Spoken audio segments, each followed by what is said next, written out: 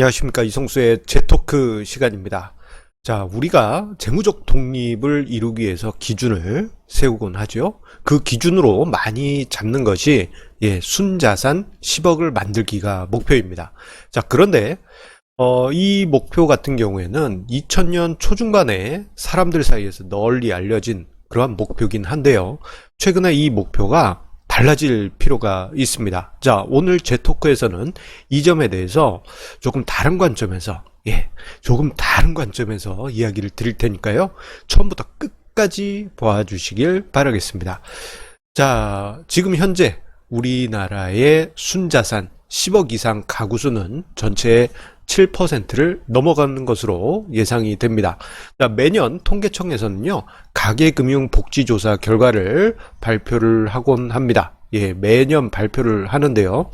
자, 이 자료를 보게 되면은 순자산 10억이 넘어가는 가계 비율이 점점 높아지고 있는 것을 확인할 수 있습니다. 자, 2019년 연말에 발표된 2019년도 순자산 10억 이상 가구 비중은 전체 가구의 6.8%에 이르렀습니다. 와, 이거 엄청나지 않습니까? 많은 가구들이 생각하는 꿈의 순자산 목표치, 그 목표치를 이룬 가구 수가 6.8%에 이른 것입니다. 생각해보면 10억을 재무적 목표로 삼기 시작한 그 시작점은 2000년대 재테크 열풍이 불기 시작할 때입니다. 자, 순자산 10억을 만들게 되면은 그 당시 예금이자 4 내지 5% 감안했을 때 생활이 충분히 가능한 월 소득을 이자로 만들 수 있기 때문이죠. 간단하게만 계산해도 충분히 재무적 독립이 가능했습니다.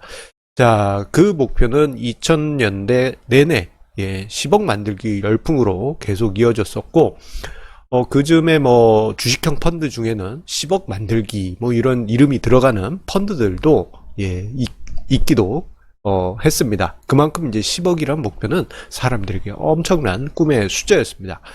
자, 그런데 그 순자산 10억을 이룬 가구의 비중이 2007년 즈음에는 3% 수준이었습니다.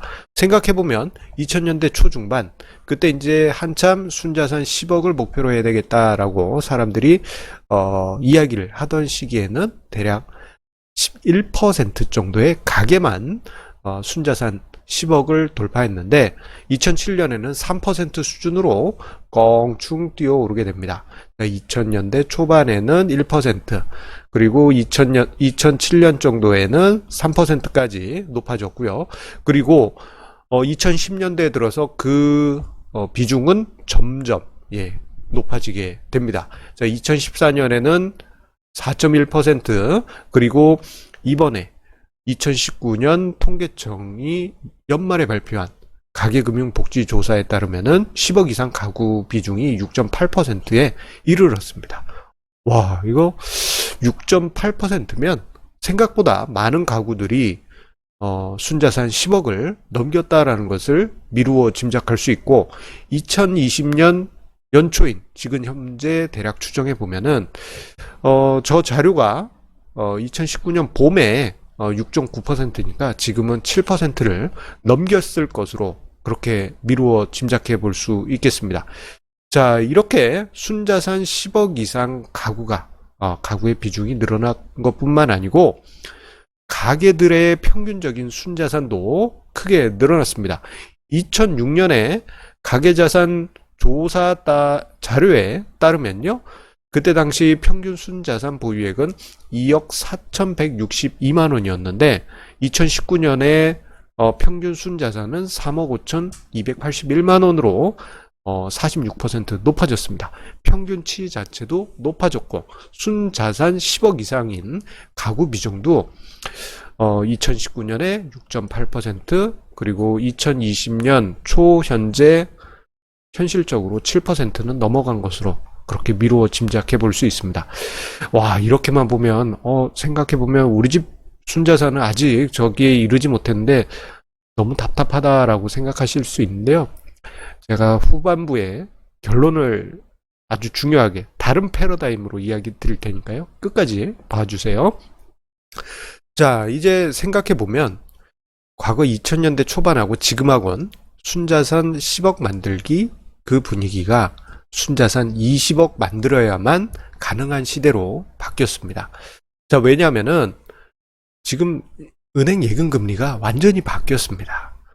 자, IMF 시절에 그때 당시 이제 극단적으로 금리가 높아졌을 때는 제 아는 지인이 예금 1억을 가지고 계셨는데 은행에다 예금을 가입하시고 난 다음에 재무적 독립이 가능해졌다. 그렇게 이야기하셨던 분이 있습니다.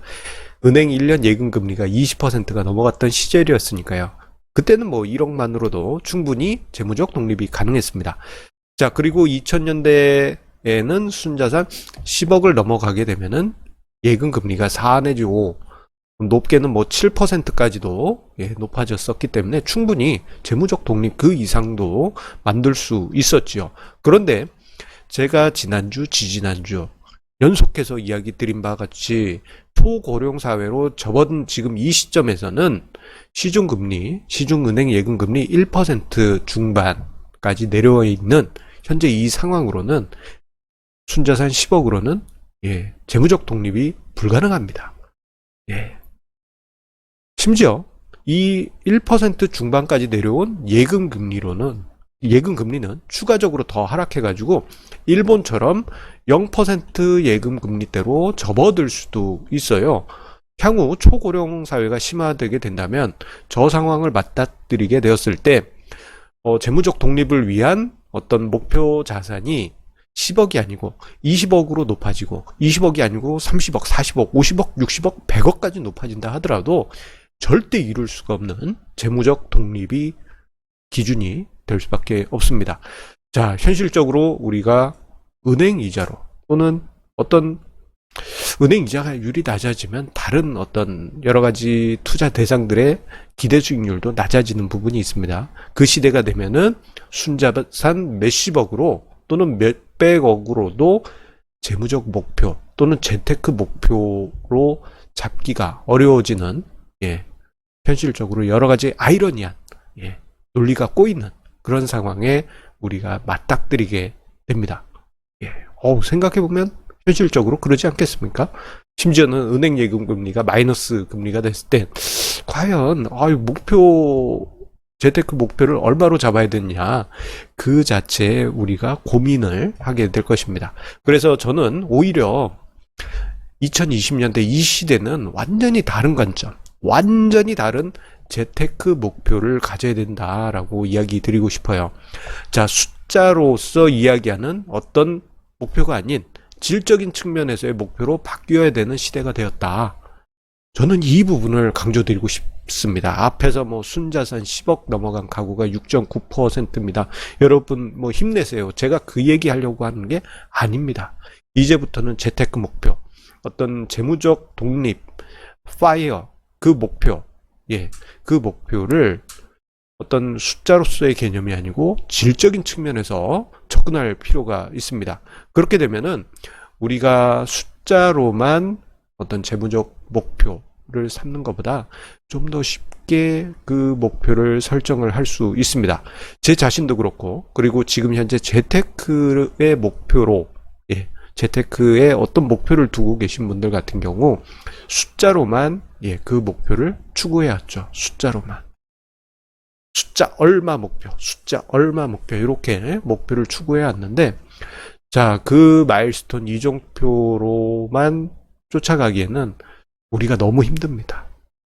그래서 오히려 현실적으로 우리가 가능한 여러 가지 질적인 목표를 세워두는 것이 어떻겠느냐, 그렇게 이야기를 드리고 싶어요. 그래서 새로운 목표의 개념으로서 질적인 목표를 추가해서 저는 이렇게 재무적인 목표를 조금 행동적인 부분, 행태적인 부분도 추가해서 목표를 삼으시기를 권해드립니다. 그 목표는 여러분들마다 달라질 수가 있는데요. 예시를 들어드리자면 이렇습니다. 단순하게 어떤 재무적인 독립을 추구하는 것이 아니고 내 자신이 경제활동을 계속하면서 이게 중요합니다.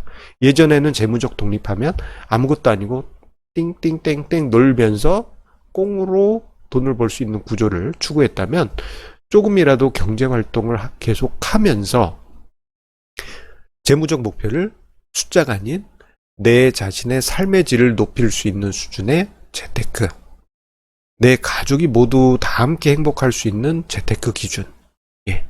그리고 나에게 적합한 투자 방식을 찾는 것을 목표로 하는 재테크.